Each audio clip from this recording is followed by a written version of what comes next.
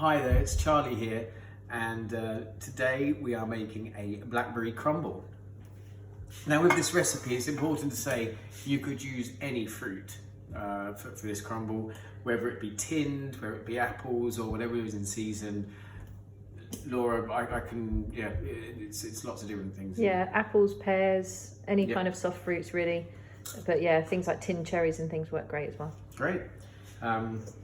Right, so pouring our freshly picked blackberries into there. Got to be one of the easiest things that we've done in any of these videos. That was easy peasy. Tip it in. Yep. To the side. Stay. Right. I'm going to put my flour in first. Yep. And this is how much flour? This is 200 grams of plain flour. Wicked. You go, and then add the butter. Yep, so 85 grams of butter. Ha. Right. Now, I'm just going to do that and cheat a little bit.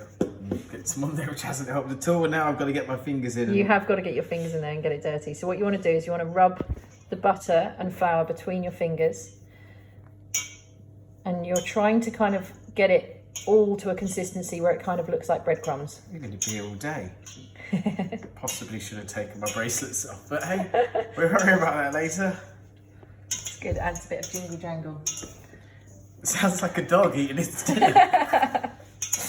There's also all kinds of things you can add to a basic crumble mix. So you can add in oats or desiccated coconut. You can add in things like chopped nuts or seeds, just to give it kind of a bit more of a crunch. It's entirely up to you, but this is the kind of the basic mix. Doing a good job there. It's a good technique. This is pretty easy, right? Bearing in mind I'm minus a finger. Jangling and minus a finger, yeah. Right, so what would happen if, as it is now, we used it like that? So what you don't want is big chunks of butter, right? Because that's just going to kind of melt and not give you the texture that you want of a crumble. Is there a machine we can use to do this? No. Oh, really? That's what you got hands for. I honestly thought you was going to say, yeah, but we're not using it, so we can show what we're doing. But no, this is very therapeutic. You can use this moment to, just have a quick mindful moment whilst you're rubbing the flour and butter together. Try and inventing a machine to do this for. Okay, it is starting to look like breadcrumbs now. Great. See, that didn't take too long. Yeah, fair point. And probably the amount of time it would take to clean the device to do this anyway. Exactly. Better off just doing it. I'm scooping it. Okay, so once you've got it to a consistency that you're happy with. No, there's still some. Can you just rub it like that? Yeah, you can do it that way as well. It's a great thing to get the kids doing, to be fair. It's a really good way of getting them involved because it's a simple technique and they can just get their hands right in there and there's no heat involved, so it's not unsafe, and if any gets wasted, okay, it's just a little bit of butter or... That's it. I think that's... Yeah, great.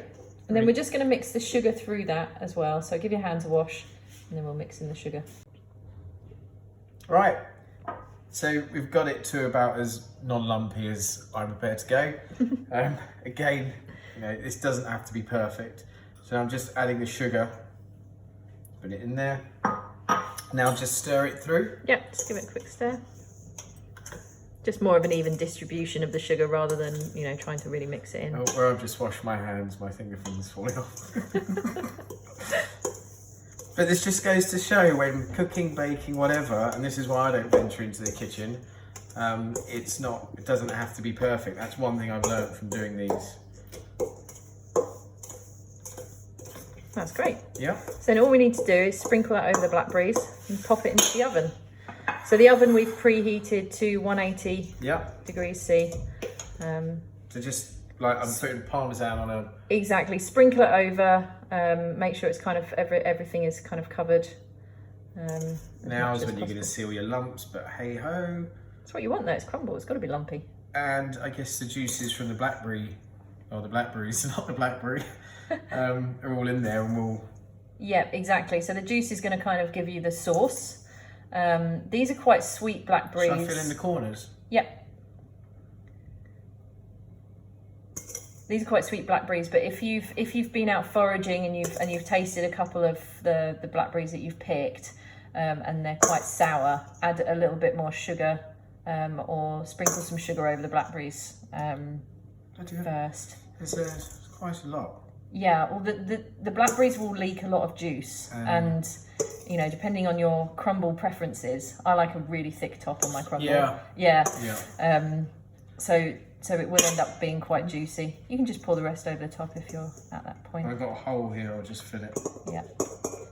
And then if you just use the back of the spoon to just kind of spread it. Yeah, you see what I mean? So, because actually I've made a bit of a pyramid.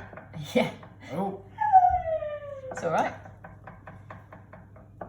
Perfect. Okay. Job's good. Great. Then we're just going to pop that in the oven on 180, probably for about 40 to 45 minutes.